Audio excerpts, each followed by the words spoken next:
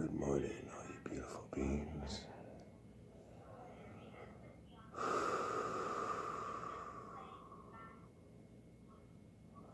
There's a lot of pain in this one right now.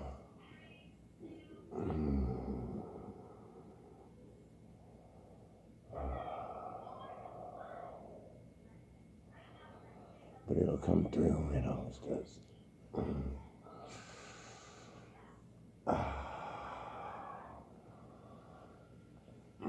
Lately I wake up at like 2:30 in the morning and I can't sleep any further because my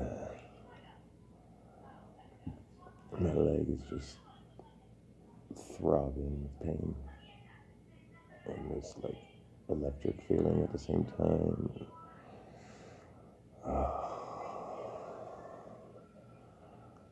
Today I got to sleep until 6:30. I got to sleep in.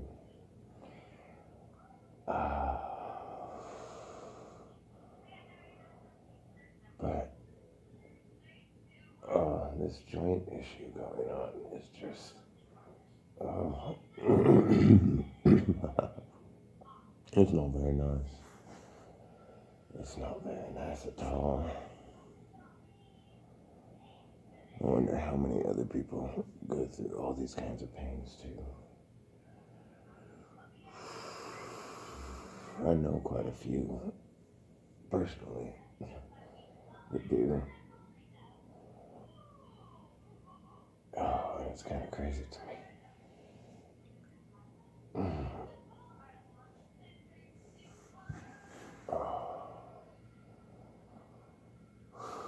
But we go through the pain.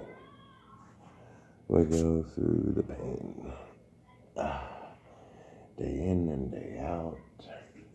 Sometimes we escape from the pain, and sometimes we can't run fast enough. But it's not a problem. It's just a situation. Don't have any problems. To have problems, you gotta be living outside of, you gotta be living in time. Problems only happen in the future, when it happened in the past. Right now,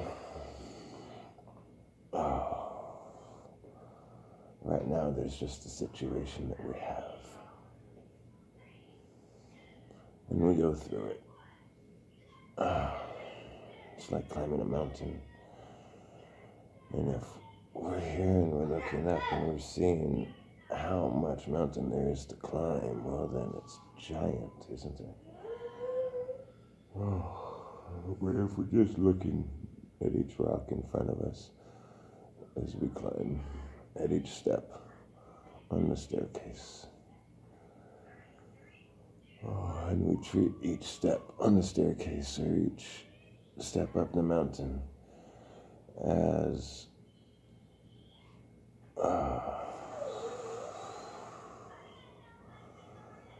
the either easily or difficultly lived moment that it is. Because sometimes it's not easy to live through a particular moment. But that one rock that's more difficult to climb up, it's a lot less daunting a task, a lot less daunting an idea than the whole mountain. Because if it's the whole mountain, I think, how can I get up there in one step? But we don't have to. We don't have to, and who would want to anyway?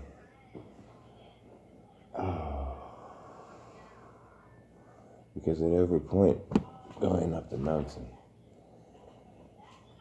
we get to look at what's in front of us. We get to look at the nature that's to the side. And also we get to look behind and we get to see all the beautiful world in front of us. Because the higher we climb, the farther we can see.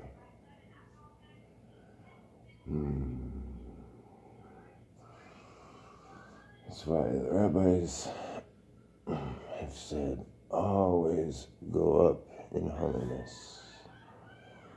Do not go down in holiness.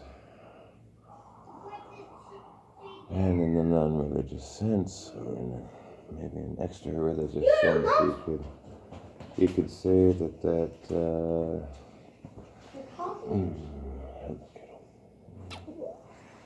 you could say that means to always increase your vibration, to always focus into the moment that is happening right now.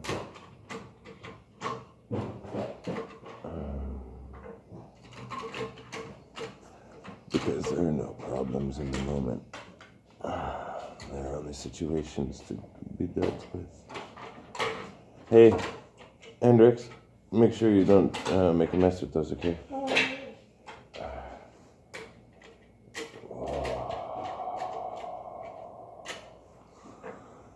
Right now, the situation for me is I'm here without a vehicle at my mother-in-law's house with my 2 sons and working through some pain that my hip is dealing me. It's my SI joint. So the pelvis is 2 bones, and in the middle of that is the sacrum, which is the base of the spine, and it's like 2 or 3 vertebrae that fused thousands, millions of years ago. And the bones of the pelvis, the bones of the pelvis, they have the legs, the socket of the leg, or the hip socket, yeah. The hip socket is right there, held by these bones of the pelvis. And these bones of the pelvis can get misaligned with the sacrum. And when that happens, it can pinch a whole bunch of nerves. And oh my God, the pain is unreal. It's unreal. And sometimes it's not even pain, it's just sensation. And it's like very electric. Very electric. Which makes sense because it's nerve pain and the nerves send electrical signals to the brain from different parts of the body. Oof. Sometimes it feels like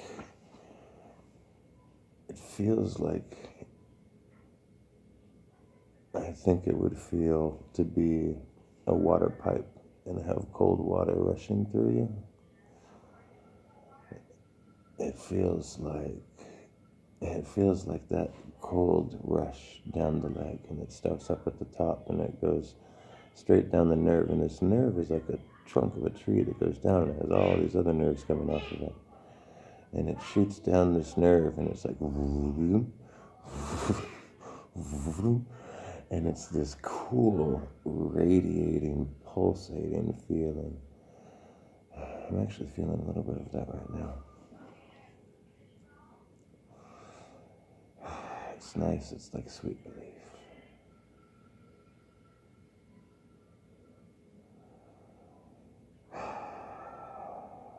What a beautiful life. What an amazing, indescribable gift.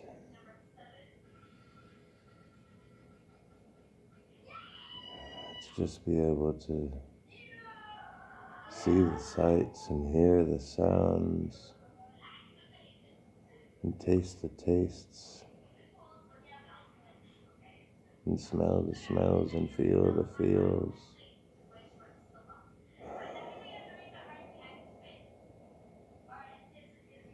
And then to be in the space without mind in a space right now where there is no worry at all, because the mind is such a dick. It really is. It gets us all worried about what's gonna come next. It gets us all worried about what went behind us, when those things, they don't even exist, y'all. They don't even exist outside of the mind. The only thing that exists is this exact creation that is being created every moment. It's the only thing that's here. It's the only thing that lives. Well, no, it's not the only. It's not even right to say it's the only thing that lives, because it's no thing. It's just lives. It's just life.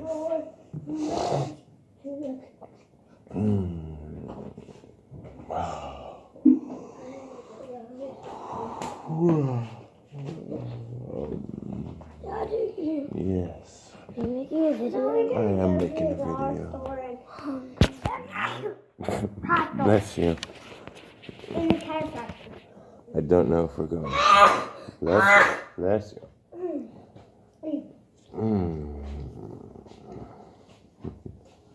Daddy, Yeah. remember when it was still bedtime and I wrapped us beautiful presents for you?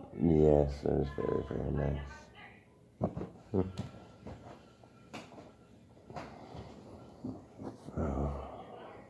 They're so precious, both of them.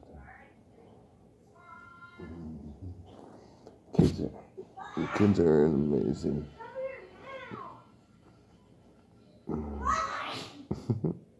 That's it. Kids are an amazing experience.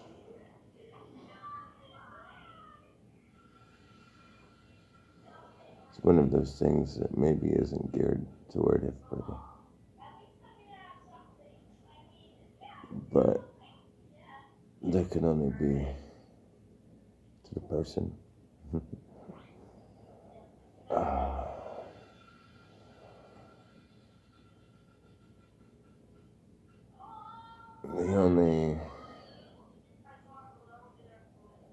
The only dislike for anything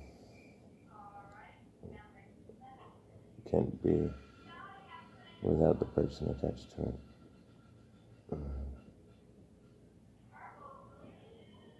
And the person comes up when being subject to time. The person comes up when there is not thought, but focus on the thought of the future.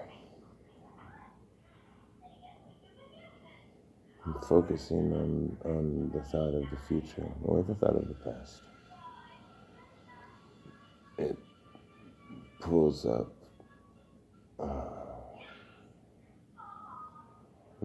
the movie of me, pulls up the movie of you. It pulls up all of the imprints. It's really just kind of what it is. It's the memory is an imprint. It's like a leaf pressed into mud, and then the leaf is peeled away. Now maybe you'll say cement. The leaf is pressed in cement, and then it's peeled away, and it leaves the imprint of the leaf, right? But the imprint of the leaf is no more of the leaf than the imprint of the memory is you. It's just a little picture. And it's a picture in negative. That's interesting too. What does that tell us? It's an imprint in negative. We can see it properly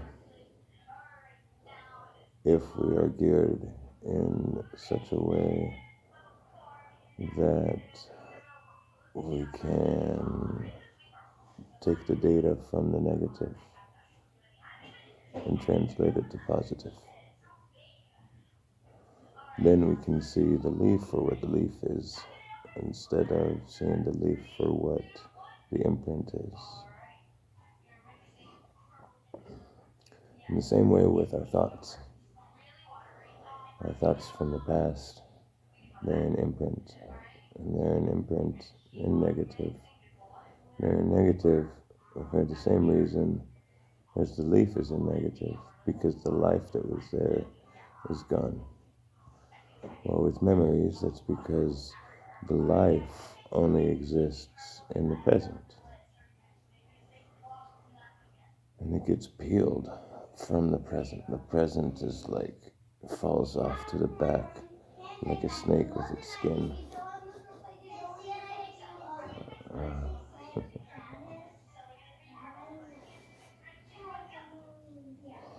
But in order to see what was in what is, well, in order to see what was in what is, in this case, would be the memory. The memory is a current thing, because every time we have a memory, it's from an imprint, but we experience it again. So the peeling off is left as a negative, and the only way to see what was there is to be able to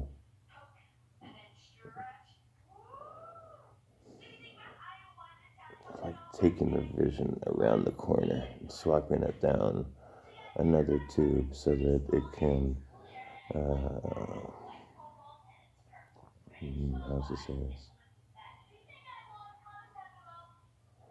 I guess so that it can be experienced in the present with all of the life that was there. It needs to be filled in, but it needs to be filled in with all possibilities. And so it's like, if I have a thought about the past, and it's neither a good thought nor is it a bad thought, it's just a thought. Okay? I'll give you an example. This will be easier. Now, when I was 12 years old, I was playing in Little League. Okay? I was in the outfield. I was in left field. And I loved baseball. Oh, I loved it so much. And I was pretty darn good at it too. I was out in left field, and it was the middle of an inning, and all of a sudden I had to poop. I had to poop really bad. So I told my coach I needed to take a timeout. I needed to go to the bathroom. But if they took me out in the middle of the inning, I would have had to wait for 2 innings, I think it was, or 3 innings before they could put me back in. And they didn't want to be without me in the game for that long. So they were just, I think we had 2 outs, and we were just needing a 3rd out, maybe. No, we had 1 out at the time, because I remember we ended up having the 2nd out, and then I was waiting, hoping. Then I farted.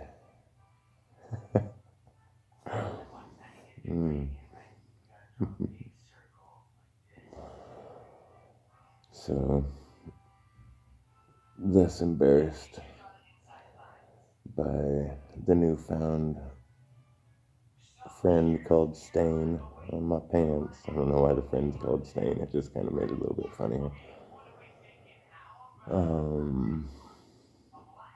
I told him I was leaving the game. I went and took care of my business. My mom brought me a new pair of pants, everything like this. So, and I went back into the game. I think we won, by the way, but I'm not sure. It just seems to be coming to mind. Okay, so that's a particular memory for me.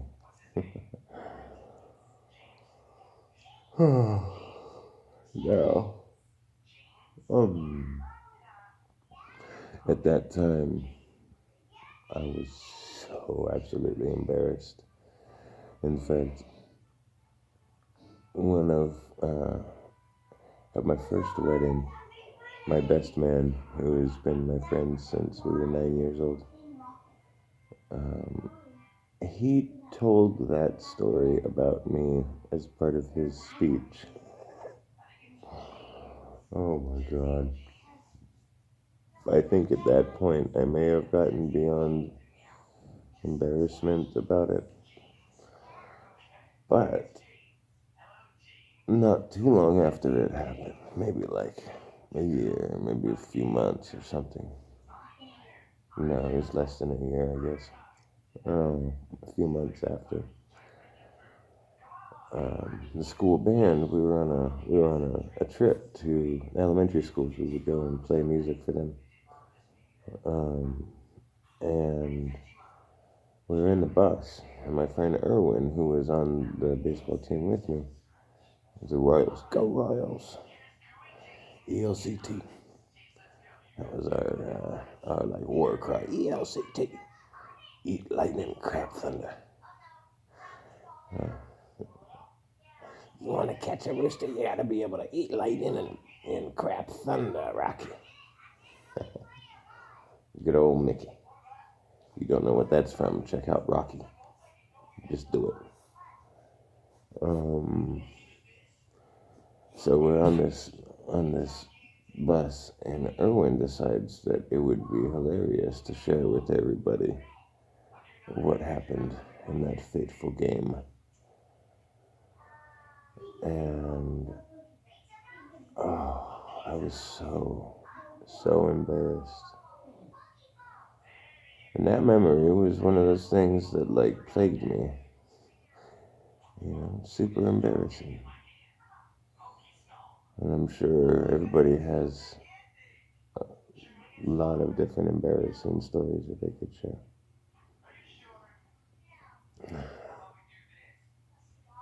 But only when it was so close to it, and I was still that person, and I was identified with that person. Only then did it have the power to be embarrassing to me. That's it. And as long as we identify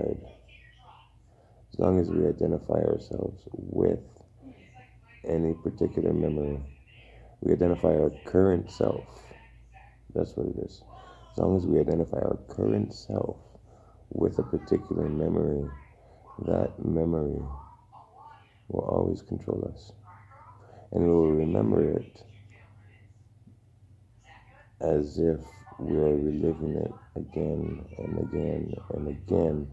Because when we identify with it, we take our current nature, our current self, our current life, and we squeeze it into a little capsule of memory.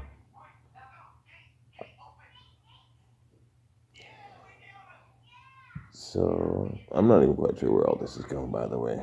I'm just as surprised by the road that's being talked as you are. So if our memories then end up controlling us, that's like the leaf is stuck in there in the cement, and it's stuck there, and it gets weathered away and blows away in the wind. But perhaps this is some special kind of leaf. I don't know. We'll make it a special kind of leaf. So it's a magic leaf. It's a magic leaf. As long as it is not imprinted into cement, it will stay living. But if we peel it up from there and it's still alive and it's going along, then it can imprint in another piece of cement. All right? We don't want to take that leaf and shove it back into the cement, because that's just a picture. The memory is just a picture of who we used to be at one point in time. at one point in time, because all the while we are recycling. But our recycling can only take, our recycling, it's like, I want to say bod rate, although I'm not really quite sure what that is, but that's the term that's coming to mind. Your rate of recycling, the rate of recycling for every single one of us in any single form, even animals, okay? The rate of recycling of selfness, of what it means to be me,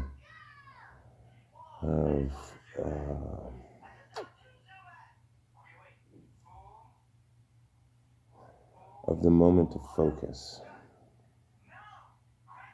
Again, if we're focusing on the future, or we're focusing on the past, we take our life from present and we transport it into another spot.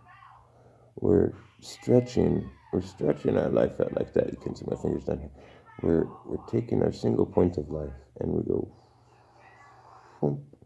So now that single point of life, which can spin around like this, really fast. Okay, that single point of light, that single point of consciousness, then goes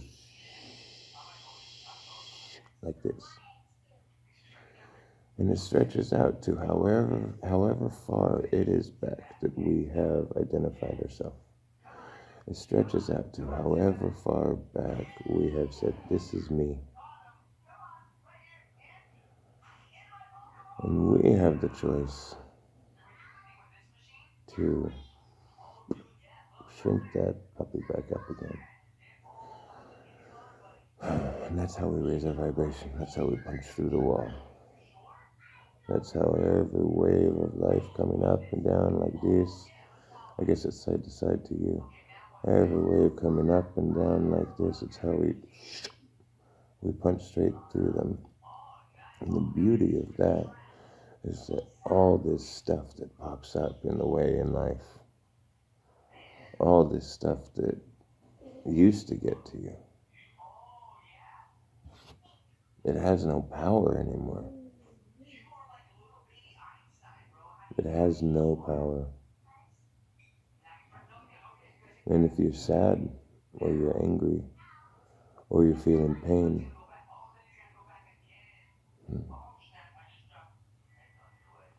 squarely being right there in the moment, it's no problem. It's no problem because it's only right now. It's only this part of the wave that you're seeing as you're punching through it. And the really cool thing is that you keep punching through those waves, and then sometimes you just decide, I'm going to ride this one up like this. I'm going to take it all the way to the high, and you carve across that puppy as it goes down the other side. It's like strapping on an ego to go and play for a day. And that, my friends, is what this life is all about. Just be you. Just be you as you are, exactly in this moment. Don't even worry about being you. Be me if you want to be. Be everything. Be everything, because that's already what you are. Be everything in the smallest moment possible, because that's what life is. Video's about to run out. Shalom, shalom, salam, salam, peace. Hit the like button, hit the subscribe button, leave me a comment. Follow me on Instagram, also under the name Light Leaker. My name is Jens. I forgot that part. Not that that really matters anywhere, because, names are just ridiculous. Another story there. Peace out.